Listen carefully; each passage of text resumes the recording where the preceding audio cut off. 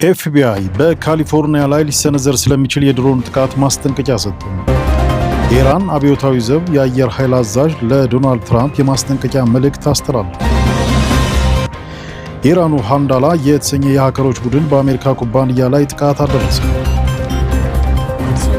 ኦማን ሳላላህ ወደብ ላይ የድሮን ጥቃት ተፈጸመ። የነዳጅ ማከማቻ ጋኖችም በእሳት ተያይዘዋል። ኤፍቢአይ በካሊፎርኒያ ላይ ሊሰነዘር ስለሚችል የድሮን ጥቃት ማስጠንቀቂያ ሰጠ።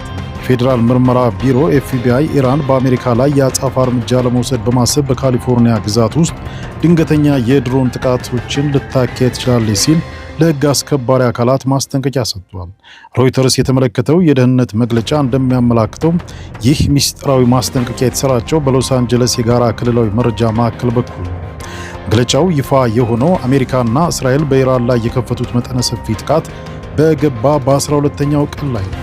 ለኤፍቢአይ መረጃ ኢራን ገና በየካቲት መጀመሪያ ላይ በአሜሪካ ላይ ጥቃት ለመሰንዘር አቅዳ ነበር።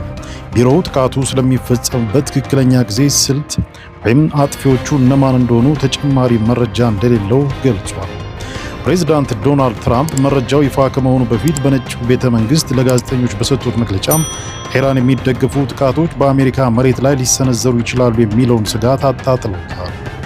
በሌላ በኩል የካሊፎርኒያ ገዢ ጋቪን ኒውሰም ግዛቲቱ ላይ የተጋረጠ የአስቸኳይ ስጋት መኖሩን እንደማያውቁ ተናግረዋል። ኤፍቢአይ ስለዚህ ጉዳይ አስተያየት ከመስጠት የተቆጠበ ሲሆን መግለጫው የተዘጋጀው ጦርነቱ ከመጀመሩ በፊት እንደሆነ ተገምቷል። ይህም አሜሪካ በኢራን ላይ ጥቃት ከመክፈቷ በፊትም ቢሆን የኢራን የአጸፋ እርምጃ ስጋት መኖሩን ያሳያል እየተባለ የኢራን አብዮታዊ ዘብ የአየር ኃይል አዛዥ ለዶናልድ ትራምፕ የማስጠንቀቂያ መልእክት አስተላልፈዋል።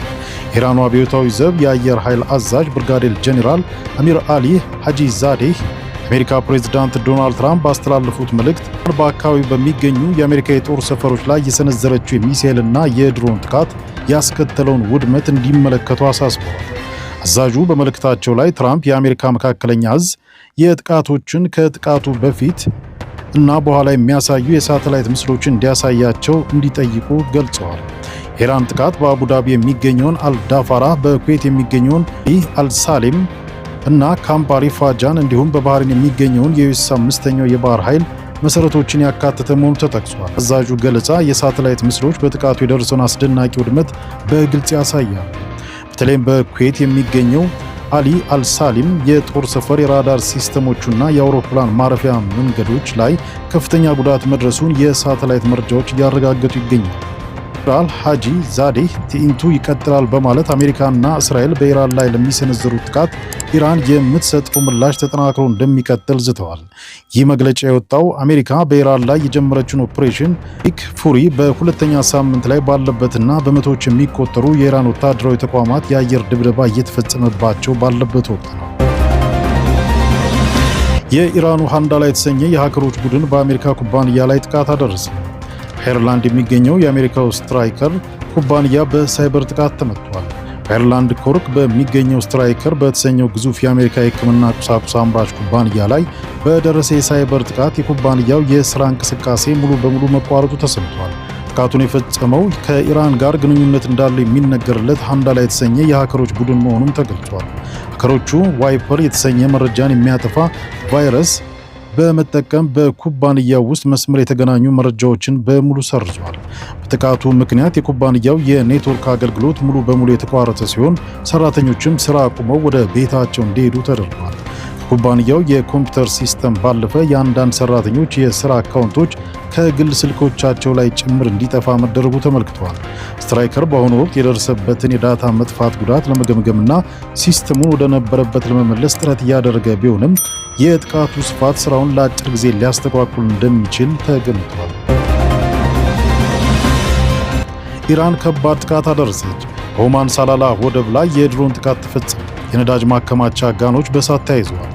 በኦማን ደቡባዊ ግዛት በሚገኘው የሳላላህ የንግድ ወደብ ላይ የኢራን ናቸው የተባሉ ድሮኖች ባደረሱት ጥቃት የነዳጅ ማከማቻ ጋኖች በእሳት መጋየታቸው ተሰምቷል።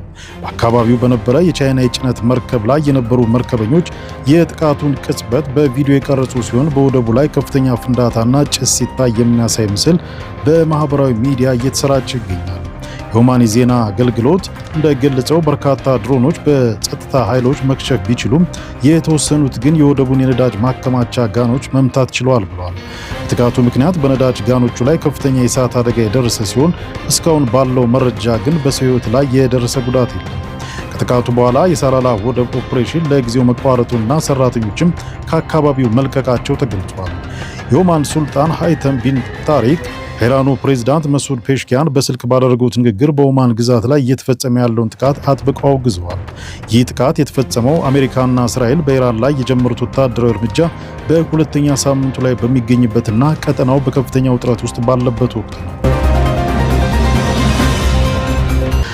በመካከለኛው ምስራቅ ጦርነት ከተጀመረበት ጊዜ 1100 ህጻናት መቁሰላቸውም ወይም መሞታቸው ዩኒሴፍ ገለጸ። በመካከለኛው ምስራቅ የተከሰተው ጦርነት በቀጠናው ለሚገኙ በሚሊዮን የሚቆጠሩ ህጻናት አሰቃቂ ነው ሲል የተባበሩት መንግስታት የህጻናት ኤጀንሲ ዩኒሴፍ አስታውቋል።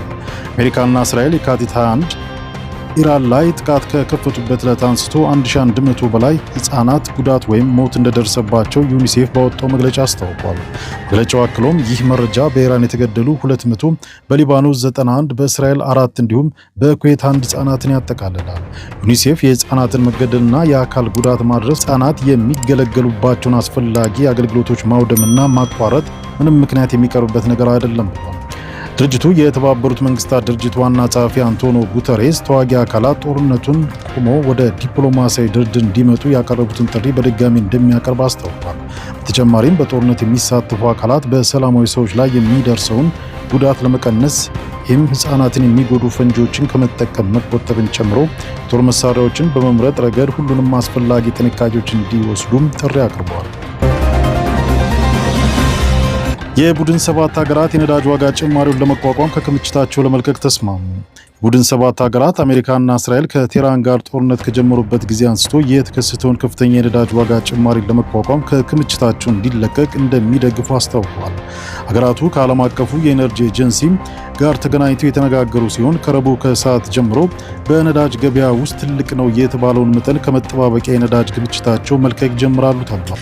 የፋርስ ባህረ ሰላጤ ግጭት በሆርሙዝ የባህር ወሽመጥ በኩል የሚጓጓዘውን የዓለም 1/5ኛ ነዳጅ ሙሉ በሙሉ ያስቆመውና በቀጠናው የሚመረተውን ነዳጅ ዘይት እንዲቀንስ ያደረገ ነው። ግጭቱ ከተጀመረበት ጊዜ ጀምሮ የነዳጅ ዋጋ ከፍተኛ የተባለ ጭማሪ አሳይቷል። ነገር ግን የነዳጅ ክምችት ከቡድን 7 ሀገራት ሊለቀቅ እንደሚችል ከተዘገበ በኋላ አንዳንድ ባለሙያዎች እርምጃው የአጭር ጊዜ መፍትሄ ብቻ እንደሚሆን ተናግረዋል። ዓለም አቀፉ የኤነርጂ ኤጀንሲ ከ300 እስከ 400 ሚሊዮን በርሜል የነዳጅ ዘይት ሊለቅ ይችላል ተብሏል። ይህም ሩሲያ በ2022 መጀመሪያ ላይ ዩክሬንን ሙሉ በሙሉ ወረራ ባደረገችበት ወቅት ከተለቀቀው በጥፍ ይበልጣል። ይህ መጠን የ2 ወይም የ3 ቀን የዓለም አቀፍ ገበያ አሊያም ከሆርሙዝ ሰርጥ ለ2 ሳምንት የሚጓጓዘውን የሚተካ ብቻ ነው።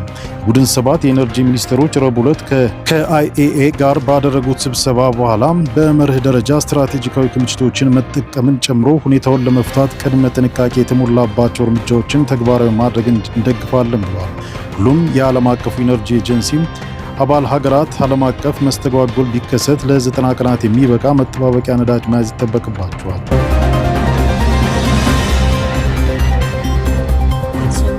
በባህረ ሰላጤ 2 መርከቦች ላይ ጥቃት መፈጸሙን ተከትሎ የነዳጅ ዋጋ አሸቀበ። በኢራቅ ባስትራ ከተማ አቅራቢያ በሚገኝ ቃስር ወደብ 2 ነዳጅ ጫኝ መርከቦች ላይ ጥቃት ተፈጽሟል። የኢራቅ ወደብን የሚያስተዳድረው ኩባንያ ከመርከቦቹ ላይ የ38 ሰራተኞችን ሕይወት ማትረፉንና 1 ሰው መሞቱን ለሀገሪቱ የመገናኛ ብዙሃን ገልጿል። መርከቦችን የሚከታተሉ ድረገጾች 2 ነዳጅ ጫኝ ጥቃት ከደረሰባቸው በኋላ የህይወት አድን ጀልባዎች ከቧቸው አሳይቷል። መርከቦቹ ላይ ፍንዳታው በምን ምክንያት እንደተከሰተ እስካሁን ድረስ ግልጽ አይደለም። በአስራ የሚገኝ የደህንነት ሰራተኛ ለሲኤንኤን እንደተናገሩት ከሆነ ፈንጂ የተጠመደበት የኢራን ጀልባ 2 መርከቦችን እንዳጠቃች ይታመናል። ነገር ግን በጉዳዩ ላይ ምርመራ እየተካሄደ እንደሆነ ተናግረዋል። የዩናይትድ ኪንግደም የንግድ መርከብን የሚቆጣጠረው ተቋም ጥቃቱን በተመለከተ ተመሳሳይ መረጃ እንደደረሰው ያስታወቀ ሲሆን የኢራቅ ነዳጅ ዘይት ገበያ ድርጅት በደረሰው አደጋ በጥልቅ ማዘኑን ገልጿል። በሁሉም የኢራቅ ወደቦች ለጊዜው ማንኛውም እንቅስቃሴ ተቋርጧል። ረቡዕ ዕለት 3 የንግድ መርከቦች በሆርሙዝ ወሽመጥ ምንነቱ ባልታወቀ ተወንጫፊ መምታታቸውንና ቢያንስ አንዱ በእሳት መያያዙ ተዘግቧል። ይህ ጥቃት የተፈጸመው አሜሪካ በአካባቢ በነበሩ በርካታ የኢራን ባህር ኃይል መርከቦች ላይ ጥቃት ፈጽማ ማውደሟን ካሳወቀች ከሰዓታት በኋላ ነው። የዩኬ ባህር ንግድ መርከብ ጨምሮ እንዳስታወቀው ያልታወቀ ተወንጫፊ የንግድ መርከቦች ላይ ጥቃት መፈጸሙን ተከትሎ የጭነት መርከቦች ከሆርሙዝ ወሽመጥ እንዲወጡ ተደርጓል። ኢራን አሜሪካና እስራኤል ጥቃት መፈጸማቸውን እስካላቆሙ ድረስ በወሽመጡ በኩል ነዳጅ አያልፍም ስትል አስጠንቅቃለች።